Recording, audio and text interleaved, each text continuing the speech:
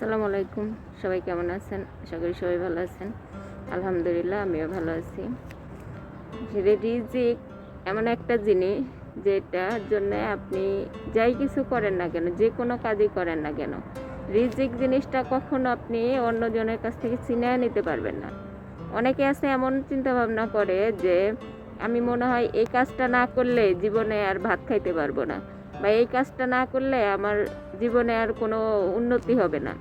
বা কেউ যদি ধরেন কোনো চাকরিতে আছে, সে এখন মানুষের বর্তমানে এমন চিন্তাধারা যে সেই কাজটা না করলে হয়তো সে না খেয়েই মারা যেত, এরকম চিন্তা ভাবনা। আসলে মানুষ এটা চিন্তা করে না যে রিজিক হলো আল্লাহর দান, রিজিক হলো সব কিছু আল্লাহর উপর। আল্লাহ পাক একমাত্র জানে যে রিজিক, কার রিজিক কোন জায়গায় আছে বা কার রিজিক কিভাবে আসবে। হয়তো আপনার চেষ্টা করতে হবে, এমন না যে আপনি চেষ্টা না করলে আল্লাহ পাক রিজিক আপনাকে দিয়ে যাবে।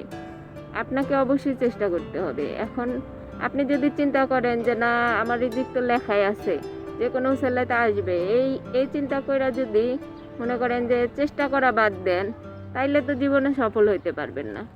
এই জন্যে রিজিক পাইতে গেলে আগে চেষ্টা করতে হবে। উত্তম রিজিক আল্লাহ পাক নির্দিষ্ট করে দিছে যে মানুষের রিজিক কতখানি, কিন্তু তার বাইরে সম্পদশালী হয়তো এখন তো ধনী হওয়ার প্রতিযোগিতা চলে।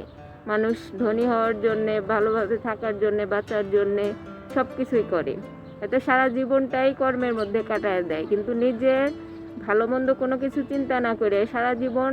এমনও মানুষ আছে তাদের মানে নিজস্ব কোনো কিছু নাই, সারা জীবন মানে কর্ম করতে করতে সারা জীবন চলে যায়। এরকম মানুষ দেখা যায় একটা সময় যায় নিজের চিন্তা করে যে আসলে জীবনে কি করলাম, জীবনে আসলে লাভটা কি হইল।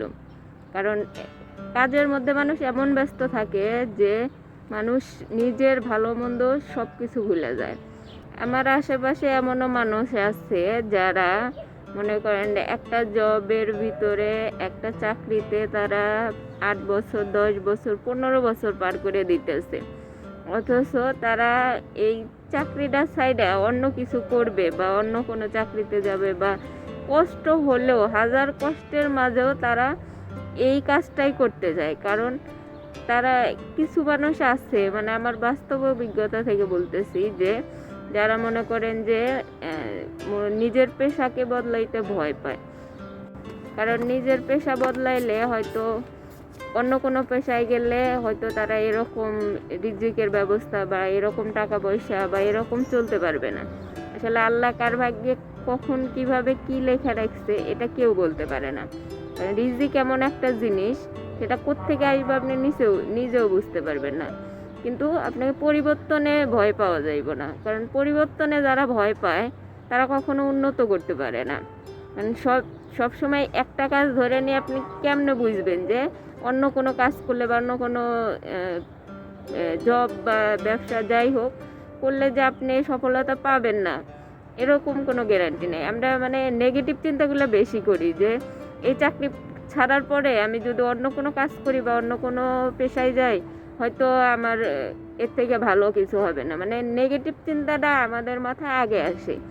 এই জন্য আমরা মনে করেন যে বেশিরভাগ মানুষ যারা মানে গরিব পর্যায়ে আছি বা মধ্যবিত্ত, আমরা আসলে পরিবর্তনটাকেও অনেক ভয় পাই।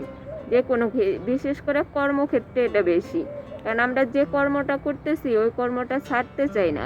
কারণ ছাড়লেই মনে হবে যে না, এটা ছাড়লে হয়তো অন্য কিছুতে আমি উন্নত করতে পারবো না, বা অন্য কিছুতে আমি এতটা এগিয়ে যেতে পারবো না।